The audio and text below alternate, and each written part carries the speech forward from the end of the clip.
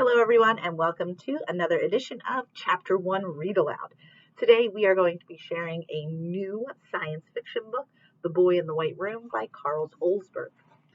Imagination is the only weapon in the war against reality. 15-year-old boy wakes up to find himself locked in a white cube-shaped room. No windows, no doors, total silence. He has no memories, no clue how he got there, no idea who he is. A computer-generated voice named Alice responds to his questions. Through her, he is able to access the internet. But as the boy uncovers snippets of his story, an attempted abduction, a critical injury, a murder, it becomes clearer. And yet, some of the pieces still don't fit. How can he tell what's real and what's not? Who can he trust? And who is he, really? So again, this is Chapter 1 of Boy in the White Room. Where am I? A white cube-shaped room. No lights, but the walls seem to glow, and I can make out the faint outline of their edges. No windows or doors, no furniture, no pictures on the walls, nothing to tell me what there is outside these walls or how I got here. Total silence. Who am I? No name springs to mind, no sense of self, only concepts. I know what dice are, a tree, a dog, a computer, but none of that stuff connects to me. I can't relate to it any of my own experiences.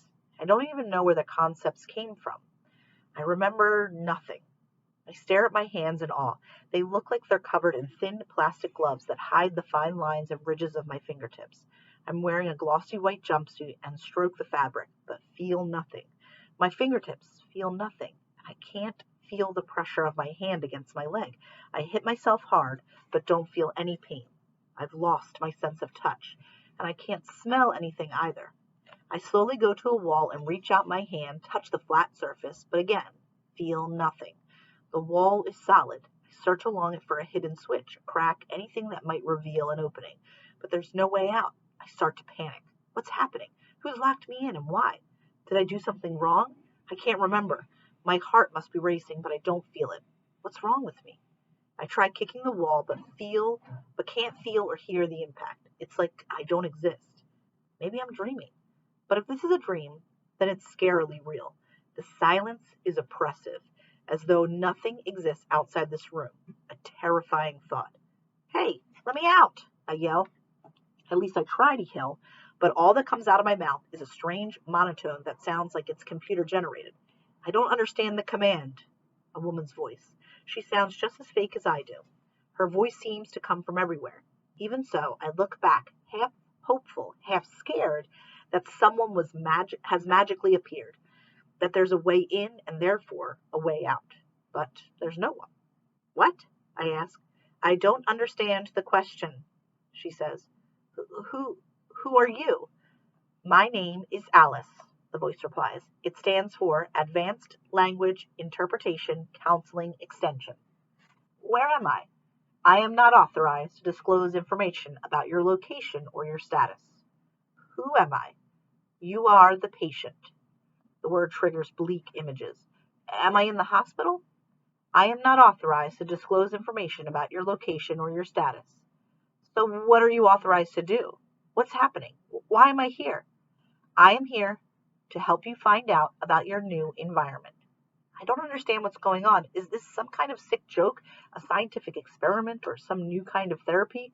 Maybe I'm not in a regular hospital, but in a mental clinic. Maybe they've given me drugs to wipe out my memory and numb my senses, and I make my voice sound flat. Whatever's going on, I want out. I have to get out. Please, let me out of here. I don't understand the command. Say help to hear information about my basic functions. Help. Welcome. My name is Alice, which is an acronym for Advanced Language Interpretation Counseling Extension. I am here to help you find your way around your new environment. I respond to simple commands or answer questions. I recognize the commands show me, what is, where is, open, and close. Open the door. I don't understand the command. What is outside this room? I don't understand the question. Damn it, just tell me what happened to me.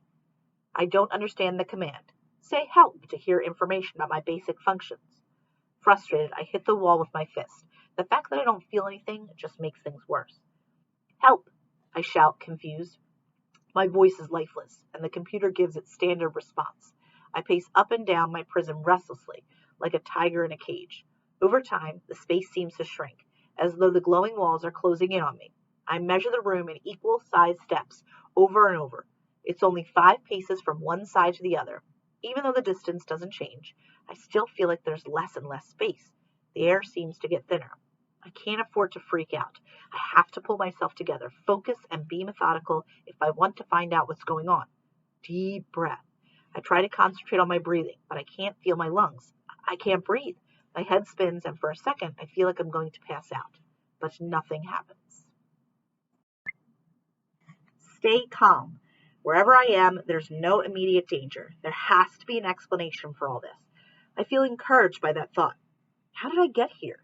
I asked the computer voice. I don't understand the question. What is this room? This room is a computer simulation, what is known as virtual reality. Of course, why didn't I think of that? I know all about virtual worlds. A list of games springs to mind. Minecraft, World of Warcraft, League of Legends, Team Defense, Assassin's Creed. I've probably played them often, even though I don't remember much about them. Maybe someone has put a VR headset on me and fed me drugs so I forget who and where I am. But who would do that, and why? I touch my face but can't feel anything. I turn my head and see a different section of the room. I walk up and down, even jump on the spot, without creating any disturbances or time lags, and I don't see any pixels. If I'm wearing a VR headset, it must be really high spec. Is this a computer game? A computer game is a software program that enables one or more users to play a game interactively according to set rules. Would you like more information? I wonder whose idea it was to call the dumb program advanced. Am I in a computer game? I am not authorized to disclose information about your location or your status. If this is a game, then my task must be to find a way out of this room. But how? There don't seem to be any kind of unlocking mechanisms, so my only option is to talk to Alice. Maybe I need to find a code word that opens the door or something. I try a direct approach. Tell me the code word. I don't understand the command. Asking questions doesn't seem to get me anywhere. What were the commands Alice understood? Show me, open, close. I take a punt and say, show me elephants. Surprisingly, Alice actually understands. 3 columns and 4 lines of elephant video appear on the wall. Most of them seem to come from webcams inside elephant enclosures at zoos. It's easy to spot the pixelated structure and streaks that are typical of a video stream downloading via a low bandwidth internet connection. I tap one of the pictures with my index finger and it expands to fill most of the wall, while the other pictures shrink and move down to the bottom. There's a location name at the top of the picture. The elephant enclosure is in a Dutch zoo, and there's a timestamp too, 10:15, April 27, 2017. Some of the other cameras show locations and time details too, so I can tell the videos are being streamed. I still don't know where I am, but at least I know the date, as though that's any help. Still, I seem to have the internet connection. This sheds a whole new light on the other commands, if Alice understands. Open Google. The elephant pictures disappear and the walls turn white. The wall in front of me now shows a web browser with the search engine's homepage. I tap the search field and a cursor blinks. The walls are giant touch screens, but there's no virtual keyboard. Elephant, I say loudly. The word immediately shows up in the Google search field. I tap the search button and, as expected, a list of search results, pictures, and information appear. I'm in a simulated room with virtual touchscreens that give me access to the internet. What's the point of all this? And how come I know how Google works, but don't remember ever having used the search engine? Open Google Earth. The wall shows a satellite picture, the dark strip of a river trail across the gray-green surface from top left to bottom right. In the center of the screen, the river forks, then joins up again, forming an onion-shaped island. The image around the river is made of gray pixels as though someone has sprayed ash everywhere. I know this place, even without the white writing in the middle of the picture, but I don't know why. Google determines a location using an IP address, then shows the corresponding satellite image. I know this too, though I don't know how, but it really helps narrow down my location. Am I in Hamburg? I ask. I am not authorized to disclose information about your location or your status, Alice replies without emotion. Show me Hamburg, I instruct Alice. The map and search screen disappear and are replaced by dozens of webcams. They show different areas of the city, the inner Alstar with its foundations, the jetties, the port of Hamburg, the Elbe Philharmonic, The station, the airport, lots of streets that I don't immediately recognize. Cars whiz across the screen, people walk around purposefully. I so badly want to be in their shoes, being filmed by cameras instead of here in this virtual room watching an image of a world that's out of reach. Who am I? Where am I? Why am I here? My questions become more urgent by the second. Maybe one of the camera pictures will trigger a memory. Even though I recognize a lot of the distinctive buildings and places, it feels like I've only ever watched a film about Hamburg without actually having been there by myself. My attention is drawn to one of the video streams. There's nothing special to see. A tarmac bike path in a residential street next to a park, but the camera angle is unusual. The image moves down the street, more or less at eye level, turning sometimes left, sometimes right, as though filmed by a drunk cameraman whizzing past trees, pedestrians, and parked cars. In the top right-hand corner of the video, there's a logo for an internet company, iStream. The image suddenly veers downward, and I see the tip of a skateboard racing along the cycle path. The camera must be attached to a skateboarder's head. Alice, open iStream. The webcam pictures disappear, and a sleek website opens. It shows a number of videos with a similar sort of perspective, except they're moving a lot more slowly.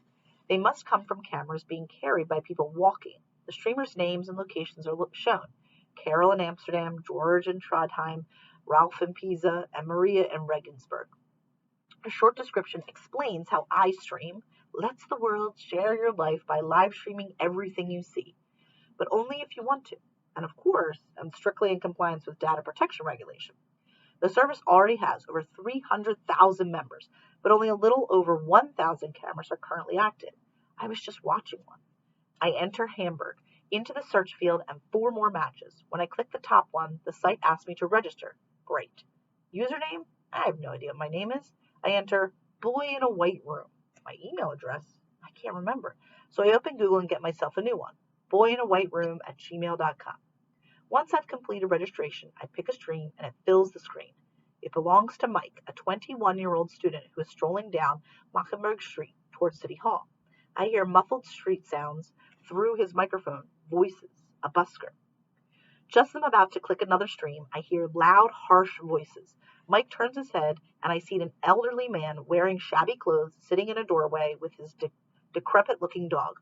2 young men wearing leather jackets stand in front of him. I can't make out what they're saying, but it's obvious they're swearing and giving the man a hard time. He covers his head with his hands. Only now do I realize the camera isn't moving. Mike has stopped to watch. People appear at the edge of the picture. A crowd of spectators has gathered, but nobody steps in to help the man. Do something, I shout. I don't understand the command, says Alice. Alice, call the police. I don't understand the command. At that moment, one of the thugs throws a beer bottle at the homeless man. It smashes. There's glass everywhere, a cut trailing blood down the homeless man's face. The scraggy dog barks loudly, but the man holds it back as the attackers howl with laughter. The dog jumps up and snaps at the assailant's arm. He stumbles back, screaming in pain. The animal is biting down on his leather jacket and won't let go. In a swift move, the second man kills the dog with a switchblade. Nobody helps. People just stand and stare. I have to do something, anything. I can send messages to iStream using users by accessing a chat function, but it's already too late. The old man is sobbing over his dead dog while the assailants run off and the crowd of gawkers disappear. Mike moves away too and just keeps on walking. I hear his voice. Man, that was gross. Did you see? A couple of guys just beat up a homeless man and stabbed his dog. I reckon I'll be right up there for Stream of the Month. So thumbs up. Vote for me, okay? I feel like puking and type into the chat window. Phone the police, you asshole. Mike doesn't react, disgusted. I ask Alice to close iStream. For a while, I just stare at the white walls. I feel sick. I'm not sure whether it's from staring at the moving pictures, the gory scene I've just witnessed, or my sense of utter helplessness. I shake off my stupor and pace around the white room again, agitated, helpless, frustrated, until my thoughts settle. What do I know so far? I'm in a virtual room with no way out. I've lost my memory, and I don't know where my body is. I can see from into the outside world through 1,000 pairs of eyes, but it's pointless unless I know where to look. Then there's Alice, the artificial wannabe intelligence. She is most likely my best lead. Open Google. I click the search box and enter Alice.